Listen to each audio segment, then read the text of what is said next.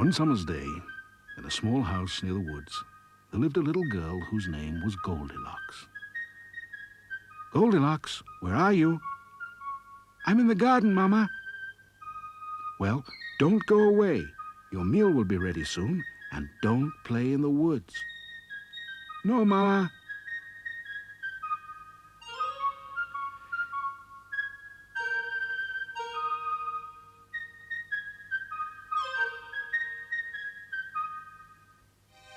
Goldilocks stood very still and looked around and realized she was lost. Nearby, in a tiny cottage in the woods, there lived a family of 3 bears: a daddy bear, a mummy bear, and a wee baby bear. Come along, said Mummy Bear. This porridge is far too hot. We'll take a little walk before breakfast.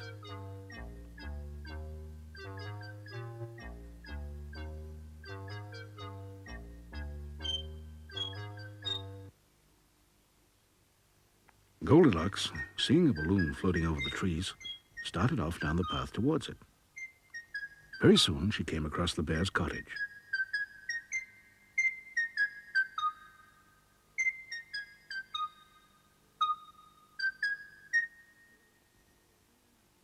"Hello, is anyone at home?" said Goldilocks. Finding herself inside a strange house, she was a little frightened. She was also very hungry. She dipped into the big bowl of porridge, but it was far too hot. Then she tried the middle-sized bowl, but it was all gooey. But when she tried the baby bowl, it was just right, and she gobbled it all up. She felt much better now, and decided that nice people must live there, and they would surely show her the way home when they returned. She looked for somewhere to sit. The big daddy chair was too high. The middle-sized mummy chair was far too soft. Then she tried the baby chair. It was just right. She was so pleased she began to rock backwards and forwards until suddenly she looked at the broken chair and remembered the times her mummy had told her not to rock in her chair in case she fell. Well, now she had fallen and broken the chair. She looked out of the window to see if anyone was coming, but no one was in sight. Sadly, she turned away and climbed the stairs and found herself in a big bedroom. There was a big daddy bed, a middle-sized mummy bed, and a wee baby bed. Feeling sleepy, she tried to climb on the big daddy bed. It was very high and very hard. So she tried the middle-sized mummy bed, but it was too soft, and the cover was so slippery she slid off onto the floor. And then she lay on the baby bed, and it was just right. In fact, it was so comfortable she fell fast asleep. Meanwhile, the bears had returned from their walk. The big daddy bear peered into his bowl and said, "Who's been eating my porridge?" The middle-sized mummy bear said, "And someone's been eating my porridge," while the little bear cried, for someone had eaten all of his porridge, every bit. The big daddy bear went to his chair and said, "Someone's been sitting on my chair." "Now, someone has been sitting on my chair," said the middle-sized mummy bear. And the wee baby bear cried again and said, "Someone's been sitting on my chair and has broken off the legs."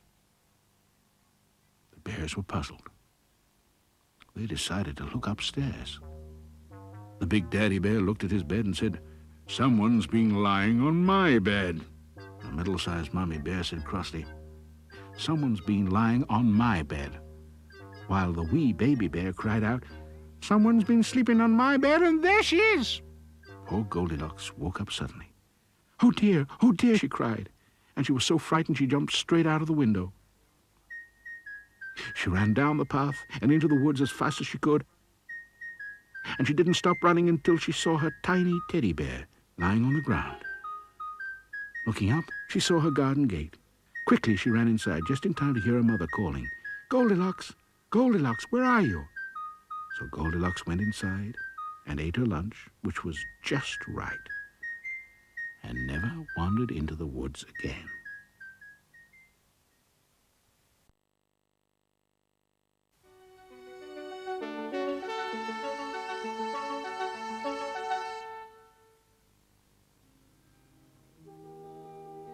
There once lived a miller, much given to boasting about his daughter, a pretty but modest girl called Anna. He would say things like, "She can sing like a bird and dance like sunlight on the water." The miller's friends and neighbors listened to his boasting, and as they liked Anna, they merely smiled politely and said nothing. One day, however, unnoticed by the miller, a stranger listened to his stories and heard him say, "Why, my daughter spins so fine she could spin straw into gold." The stranger, who was a messenger from the palace, left hurriedly to report this extraordinary news to the king. Naturally, the king was intrigued and summoned Anna to attend the court. The coach was sent to fetch her, and the miller was prouder than ever to think that his daughter should be so honored. But Anna was sad at leaving home. On arrival at the palace, she was brought before the king. He looked at her sternly and said, "Your father boasts that you can spin straw into gold. Well, tonight you shall spin for me. I have set aside a room full of straw and a spinning wheel, and if by the morning the straw has not changed to gold, you shall surely die. For no one may make a fool of the king." Poor Anna was locked in the room and began to weep, for she knew that her father's boasting had brought her to this fate, and there was nothing that she could do to save herself. She was startled, therefore, to hear a voice. "Well now, my pretty, dry your tears, for I can take away your fears." And there stood beside her an ugly dwarf. Anna was too frightened even to scream. "Who are you? Where did you come from?" she whispered. "Never mind," said the dwarf. "Just know that I can save your life, but first you must give me something precious to you." At first, Anna could think of nothing of value she could give the dwarf. But then she said, "I have only a necklace of worthless beads, but it is precious to me, as it came from my grandmother, whom I loved dearly." "That will suffice," said the dwarf, putting it in his pouch. "Now rest while I set about my work." Anna fell asleep almost immediately, and when she awoke in the morning, the dwarf had gone, and the room was full of spun gold. When the king saw the gold, he was delighted, but he was also greedy, so he said that the following night she must stay in a larger room filled with straw, which she must spin into gold before she could leave. Anna was too frightened to protest, and that evening she wept bitterly, fearing that nothing could save her. But as she wept, she heard the dwarf's voice again, saying, "You've lived to see another night, but only I can help your plight." "Oh," cried Anna, "please help me as you did before." "What precious gift can you give me?" asked the dwarf. Desperately, Anna showed him a plain brass ring on her finger. "This simple ring given to me by my poor departed mother is all I have," she said. "Give it to me," said the dwarf. And no sooner had he taken it than Anna fell sound asleep again. The following morning, the king arrived and was amazed to find all the straw transformed into gold. But instead of giving Anna her freedom, he said, "I have just one more task for you. Tonight I shall fill the great hall with straw, and if you can spin that into gold, I shall reward you by making you queen. But if you fail..." Poor Anna. She looked around the great hall stacked with straw and feared that this time there was no hope. But the dwarf appeared again and said, "Your task is greater than before. You need my skills to spin the straw." "Oh," cried Anna, "can you really spin all this straw?" "Of course," growled the dwarf. "But what will you give me?" "Alas, I have nothing," said Anna. "What am I to do?" The dwarf looked at her and said, "When you are queen, the king will expect a son and heir. Promise to give me the baby, and I will help you tonight." "Yes, yes," said Anna hastily. "Whatever you wish, but please help me now." "Very well," said the dwarf. "Now close your eyes while I set about my work." When she awoke in the morning, to her amazement, the hall was full of gold. When the king arrived, he looked at the gold and smiled. "Make plans for a royal wedding," he commanded. "A girl with talents such as these is surely fit to be queen." The seasons passed, and within a year, Queen Anna gave birth to a beautiful boy, and there was great rejoicing throughout the land. One night, as the queen sat alone in the nursery with her child, A cloud passed over the moon, and from a darkened corner of the room a voice said, "I saved your life with gold spun fine, and now your promised child is mine." The queen stared at the figure of the dwarf whom she had long ago forgotten. "Oh, but you cannot mean to take my baby from me," she cried. "Let me reward you in some other way." "Is not your child your most precious possession?" asked the dwarf. "Oh, yes." "Then this is what I must have," he snarled. But after a moment he cocked his head to one side and said, "I'll play with you a sporting game, if you can but divine my name. The child will then be yours to keep. If not, then my reward I'll reap." Then before the queen could answer, he had gone. All next day the queen brooded on names that might fit the dwarf, and in the evening she waited alone in her room for the dwarf to return. Sure enough, when the clouds covered the moon, the dwarf appeared as before and said, "You know the question is the same. Can you tell me what's my name?" The queen tried all the names she had gathered, like Matthew, Mark, Luke, John, then Peter, Paul, Patrick, but the dwarf just laughed and said, "When the moon comes into sight, I shall return tomorrow night." Then he disappeared again. The next day, the queen instructed her messengers, foresters, and huntsmen to search the land to discover the name of the dwarf. But at the end of the day, none had returned with any news. When the dwarf appeared again that night, she tried desperately to guess his name. Could it be Long Nose, Squint Eyes, Potbelly, or perhaps Dog Ears, Bandy Legs, or Flatfoot? She asked. But the dwarf merely laughed as before and chanted, "Tomorrow night is your last chance, or with your child away I'll dance." The queen was distraught with worry. Once again her servants were charged with scouring the country in search of the dwarf, and rewards were offered for any information. But it was not until late in the day that a breathless messenger arrived with a strange tale to tell.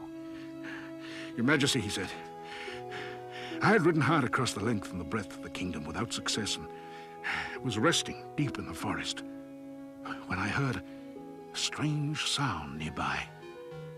I found my way to a clearing, and there I saw a strange creature dancing and singing." Go on," cried the queen urgently. "What did he sing?" "For you I spin the finest gold, and now your precious child I'll hold.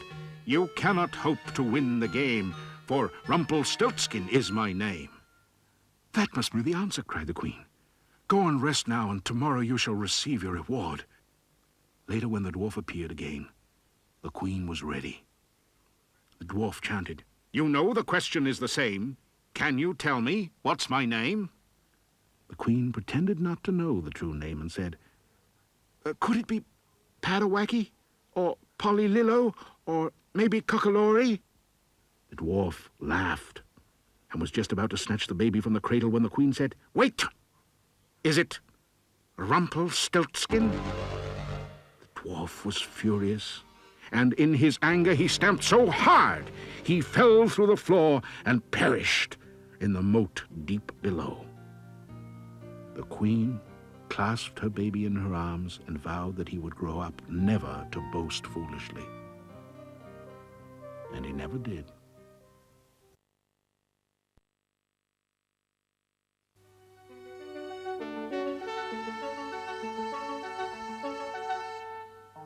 One bright summer's morning, a woodcutter set off from his house on the edge of the forest. In the house, a little girl watched her mother preparing food, which she packed carefully into a basket. The little girl was called Little Red Riding Hood, as she always wore a red cape with a hood that her clever mother had made for her. When the basket was finished, Red Riding Hood's mother called her and said, "Here's a basket of freshly baked cakes and bread which I want you to take to your grandmother, who has not been well. Take care as you go through the wood, stick to the path, and don't stop to talk to strangers on the way. And when you've seen grandmother, hurry back and let me know how she is." "Yes, Mama," said Red Riding Hood, and went on her way. She began to wend her way through the wood, where she had been many times before with her father, the woodcutter. The birds and the small animals that lived in the wood followed her, for they were not afraid of her. After a while, she stopped to pick some flowers, thinking that they would make a nice present for her grandmother. Then she saw some prettier flowers among the trees away from the forest path. She became so excited, finding prettier and prettier flowers, that she quite forgot her mother's advice to stick to the path and didn't even notice when all the little animals scurried away. So when a shadow fell across her path, she was quite surprised to see a tall stranger standing next to her. "Good morning, my child," he said. He was a big, bad wolf. But Red Riding Hood didn't know this and answered politely, "Good morning, sir." "Tell me, my dear," said the wolf, "where are you off to on this fine day?" "I'm off to visit my grandmother who lives in the woods," said Red Riding Hood. "But I fear I have lost my way." "And what do you have in your basket?" inquired the wolf. "Oh, freshly baked cakes and bread for grandmother," said Red Riding Hood. "And your grandmother, does she live alone?" asked the wolf. "Oh, yes, quite alone," said the little girl. The wolf looked at the basket and licked his lips, for he was very hungry. But he thought, if I can wait a while, I might make an even better meal. So he said, "Well now, allow me to lead you back to the path so that you can continue on your way." "Thank you," said Red Riding Hood, as he led her back to the path. "Now, does your grandmother live far from here?" asked the wolf. "Not very far," said Red Riding Hood. "In the little cottage by the old mill, and she keeps the door on the latch so that I can easily enter." "Oh, splendid, splendid," cried the wolf, licking his lips and swishing his tail. "Off you go, then. Give my best wishes to your grandmother, and I hope she tastes, feels better." "Thank you kindly," said Red Riding Hood, and she waved goodbye as she went down the path towards her grandmother's cottage. Now the wicked wolf knew the woods well, and ran off using a shortcut that brought him to the cottage long before Red Riding Hood. He peered in at the window to see if the old woman was really alone, and then he knocked on the door. "Who is there?" "It is me, Red Riding Hood, with some food from Mama," said the wolf. "Lift up the latch and come in, my dear," said the old lady. The wolf opened the door and leapt towards the bed. The old lady was so frightened she fainted clean away. The wolf was about to eat her there and then, but his sharp ears picked up the sound of Red Riding Hood approaching through the woods, so he quickly bundled the old lady into a closet, dressed himself in her nightgown and cap, and jumped into bed. Red Riding Hood approached the cottage and knocked at the door. "Who is there?" cried the wolf, pretending to be the old lady. "It is Red Riding Hood with some food for you from Mama," said the little girl. "Lift up the latch and come in," said the wolf, snuggling down under the bedclothes. Red Riding Hood opened the door and peered in. It was not very light in the cottage, but you could just see the old lady's nightcap lying on the pillow. "I hope you're feeling better," said Red Riding Hood as she approached the bed. The wolf did not answer, but his eyes gleamed. "Why, what big eyes you have," said Red Riding Hood. "All the better to see you with," said the wolf. Then Red Riding Hood noticed the strange shape of Grandmother's nightcap and said, "What big ears you have, Grandmother." "All the better to hear you with," said the wolf, and the bedclothes slipped down to show his big snout.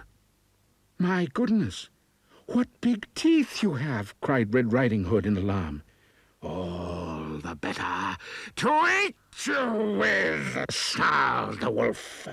Suddenly, the door burst open, and there stood the woodcutter with his axe.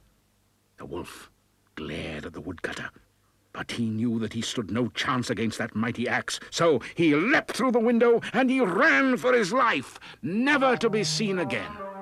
Red Riding Hood was so frightened she was crying and trembling. Her father put down his axe to comfort her. Then they heard a noise from the closet. The woodcutter opened the door, and there was poor frightened Grandmama, wrapped in a shawl.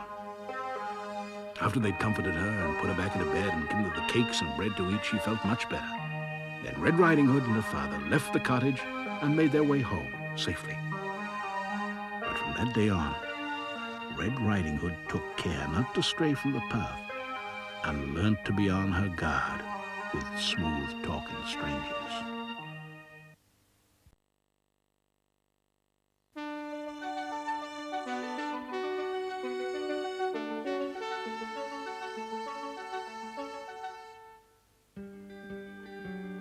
A long time ago, there lived a king and a queen who were well and truly loved by those they ruled. But in spite of having all that money could buy, there was one thing above all else that they did not have that they very much desired, and that was a child of their own. As years passed, they had become more and more sad about it. One day, as the queen was bathing in a pool, a strange thing happened. A frog popped out of the water and landed on a leaf next to her and said, "O queen, be happy, for within a year your dearest wish will be fulfilled." The queen thought she must have imagined it, but within a year, true to the frog's prediction, the queen bore a child. The king and queen were so full of joy that they declared it a holiday so that all might rejoice in their wondrous news. The kingdom would celebrate with a great feast. The king invited guests from far and wide, and of these the most important were 6 fairies, who had the power to bestow great gifts upon the child. When the guests had sat down for their feast in the great hall, the 6 wise fairies then, each in turn, gave their gifts. The first said, "She shall blossom full and fair, with beauty that's beyond compare. As well as being fair of face, she'll be endowed with natural grace. She will sing and dance with ease, and everyone she meets will please. She'll see the world through knowing eyes, and grow up to be truly wise." The 5th fairy then said, "With wit and charm she will beguile all those upon she'll choose to smile." Suddenly a most terrible thing happened. A 7th fairy appeared. She had been forgotten by all for a long time. In fact, most thought she had died. "Am I not a worthy guest to be invited to your feast to celebrate this happy time for which you've waited so long?" "1,000 apologies, madam, if in haste of our celebrations we have made an oversight. Let it now be in the past, and please, be welcome." "Then perhaps I might also add my blessings to this baby and make it a celebration that no one will forget. You would not invite me to the feast, but I have come just the same, and I've brought a gift. On her 15th birthday, she will prick her finger on a spinning wheel and she will fall down dead." At that moment, the 6th fairy stepped forward and said, "Cry not, my queen, for I have yet to bless the child, and though my powers cannot undo the evil spell cast on her, I can make it so that she merely falls asleep for 100 years. The fairy then said, "Princess, blessed with many virtues, evil spells now cannot hurt you. 100 years to you will seem a passing moment in a dream. You will awaken with a kiss to fulfill your life of bliss, and what the evil spell has cast will be forgotten in the past." But the king, fearful of the spell, made a proclamation there and then that all spinning wheels were to be banned from the kingdom henceforth. The years passed, and the king and the queen found great joy in their child, and all who knew her loved her. The princess had never been told of the fearful spell laid upon her, but on the 15th anniversary of that day, the king forbade the princess to stray from the castle. In a playful mood, the princess teased her guardian with a game of hide-and-seek, hiding first here, then there, till at last she found herself in the topmost room of the castle, a room that she had never visited before. She went to hide behind the dusty tapestry, and there noticed a small door, just the place to hide. Behind the door was a room, and inside was an old lady dressed in a shawl and working with something that the princess had never seen before, a spinning wheel. "What are you doing, old woman?" asked the princess. "I'm spinning, my dear, and waiting for you." The princess stepped closer and touched the spindle, which pricked her finger. She was taken to her room and laid on a bed of flower petals. It was at this moment of grief that the good fairy appeared once more and with a wave of her hands cast a spell over the whole castle and its grounds. The fountain stopped as if frozen, the flames of the fire remained motionless, the steam from the kettles stayed in the air as if painted, and the page boy's sneeze was stifled for 100 years. The briars, brambles, and vines grew to shroud the castle from view and form a barrier to all who would trespass in it. It was truly a mystery to those who lived nearby, but time passed and its mystery became part legend, part myth, oft told to children at bedtime.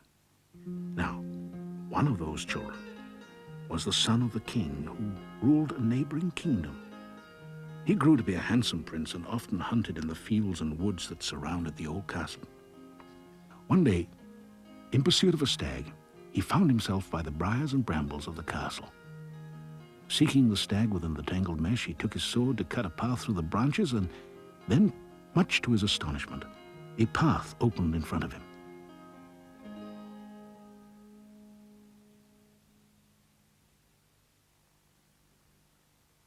As if led by some invisible hand, the prince ascended the stairs and found himself by a half-open door. He peeped in. Then, gazing through the dim-lit room, he saw the princess. Her beauty was such that just to gaze upon her made him fall madly in love with her.